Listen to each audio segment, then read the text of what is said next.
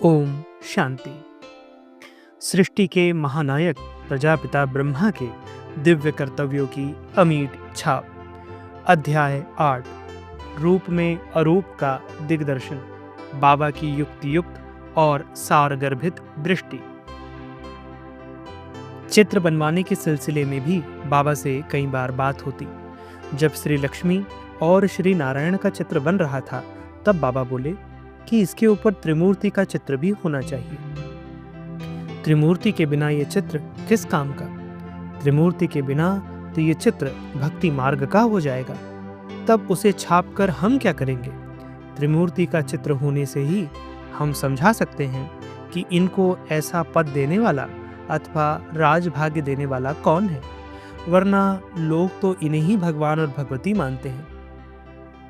उन्हें ये थोड़े ही मालूम है कि ये तो रचना है और इनका रचयिता तो शिव बाबा है।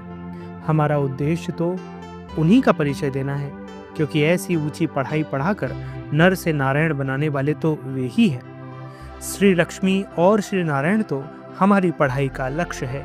इस लक्ष्य को स्वयं तो कोई प्राप्त कर नहीं सकता और न ही संसार को ये पता है कि इनको ऐसी ऊंची प्राप्ति कराने वाला कौन है। अतः इनको आगे रखकर हमें इशारा तो शिव बाबा की ओर ही करना है, क्योंकि ऊंचे ते ऊंचा भगवंत तो एक वही है। जब बाबा ये बात बता रहे थे तो समीप बैठे हुए किसी ने कहा, बाबा अगर केवल शिव बाबा का ही चित्र दे दे तो कैसा रहेगा? इस पर बाबा ने कहा, शिव बाबा तो निराकार है, वो साकार में आए बिना थोड़े ही पढ़ाई पढ़ा सकता है। इसलिए जिस साकार तन में आकर वो पढ़ाई पढ़ाता है उसका भी चित्र देना ही पड़ेगा, वरना लोग क्या समझेंगे, ये गोल गोल निराकार बाबा कैसे पढ़ाता है। ज्ञान देने के लिए तो मुख रूपी इंद्रियां चाहिए ना, और ब्रह्मा के मुख से ब्राह्मण निकले और ब्राह्मण सो देवता बने और देवताओं में शिरोमणि श्री नारायण हुए। ये तो सहज और स्पष्ट व्याख्या है। हाँ बच्चे, अगर स्थानाभाव के कारण मजबूरी हो तब त्रिमूर्ति के बजाय शिव बाबा का चित्र डाल दो तो और बात है। जब अकेले शिव बाबा का अलग से चित्र छपने की बात हुई, तब बाबा बोले, कर्तव्य के चित्र के बिना अकेले नाम और रूप के चित्र से लोग क्या समझेंगे? यूं तो मंदिरों में शिव पिंडी की पूजा होती है और लोग उसे शिव भोलेनाथ भी कहते हैं, परंतु उससे वे कुछ नहीं समझते थोड़ी ही है कि ये बाबा हमारे भंडारे कैसे भरपूर करता है और काल कंठक कैसे दूर करता है। बच्चे, गोले सहित त्रिमूर्ति का चित्र अर्थ सहित है, युक्ति युक्त है, उसमें सारा ज्ञान समाया हुआ है।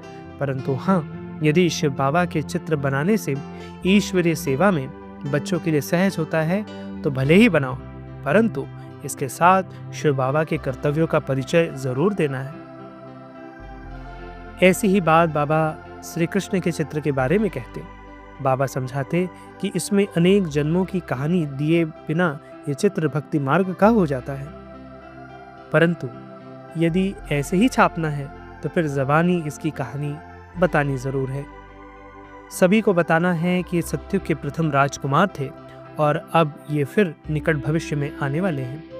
अतः बाबा के ये अमूल्य निर्देश इस सत्य को प्रमाणित करते कि उनकी दृष्टि में चित्र केवल सजावट या भक्ति मार्ग का साधन नहीं, बल्कि ईश्वरीय ज्ञान के मूक संवाहक अर्थात साइलेंट मैसेंजर्स थे।